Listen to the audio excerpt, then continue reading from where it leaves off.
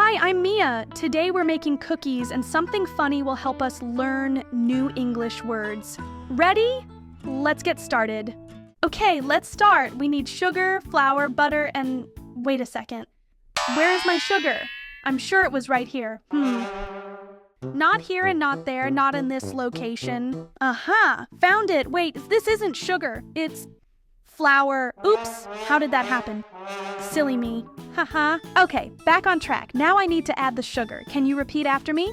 Sugar. S-U-G-A-R. S-U-G-A-R. Great! Now let's add the sugar to the bowl and... wait. This sugar seems a little different. Oops! I think I accidentally grabbed some salt instead of sugar. Silly mistake. Haha. That's not right.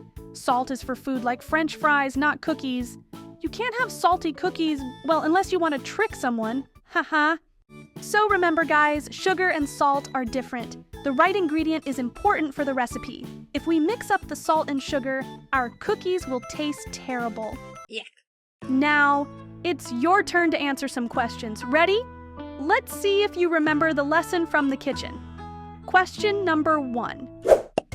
What ingredient did I accidentally grab instead of sugar? That's right! I grabbed salt by mistake. Don't worry, it happens to the best of us.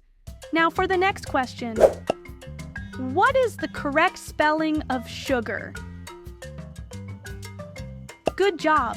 The correct spelling is S-U-G-A-R. Keep practicing those words. Let's do one more question. What happens if you mix up salt and sugar while baking cookies? That's right! Your cookies will taste terrible. Salt makes food salty, and sugar makes it sweet. Mixing them up can be very funny, but not for cookies. Haha! Yay! We made the cookies just right. They taste delicious, and we learned some important words: sugar, salt, and how to mix them up. Who knew learning English could be so fun?